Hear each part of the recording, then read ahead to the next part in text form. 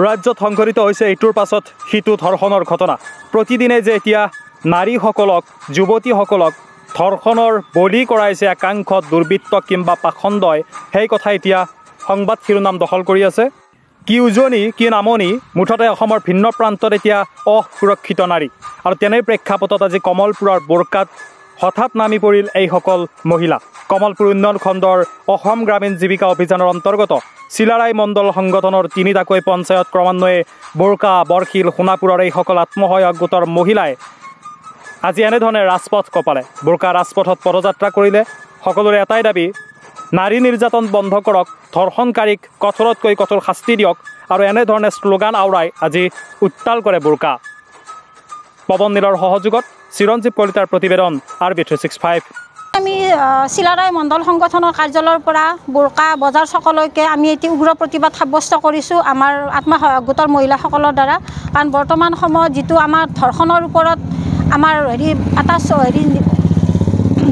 ধৰ্ষণৰ ওপৰত যিটো এটা আমাৰ পৰিস্থিতিৰ সৃষ্টি হৈ আছে, সেইটো যাতে কম সময়ৰ ভিতৰত বন্ধ কৰিব লাগে। সেয়ে নমস্কাৰ, আমি কমলপুৰ উন্নয়ন খণ্ডৰ অসম গ্ৰামীণ জীৱিকা অভিযানৰ অন্তৰ্গত চিলাৰাই মণ্ডল সংগঠনত আজি 3টা পঞ্চায়তৰ বোৰকা, সোণাপুৰ, বৰশিল পঞ্চায়তৰ আমাৰ সমূহ আত্মসহায়ক গোটৰ সদস্যসকল ইয়াতে একত্ৰিত হৈ আমি নাৰী নিৰ্যাতনৰ ওপৰত আমি পদযাত্ৰা কৰাৰ কাৰণে পদযাত্ৰা কৰা হয়।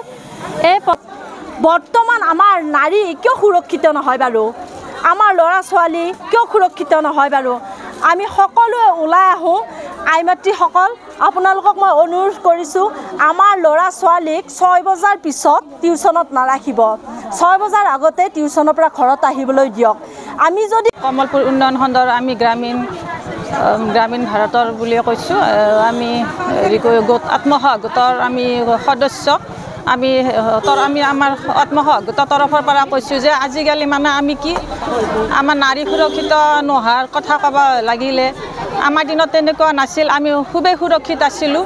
আমি ৰাতিপুৱা 6টা বজাত টিউশ্যন কৰোঁ, আমি ৰাতিপুৱা আকৌ 8টা বজাত ঘৰ পাওঁ যদিও আমাৰ তেনেকুৱা কোনোদিন একো হৈ পোৱা নাছিল। আমাৰ দিনত তেনেকুৱা নাছিল।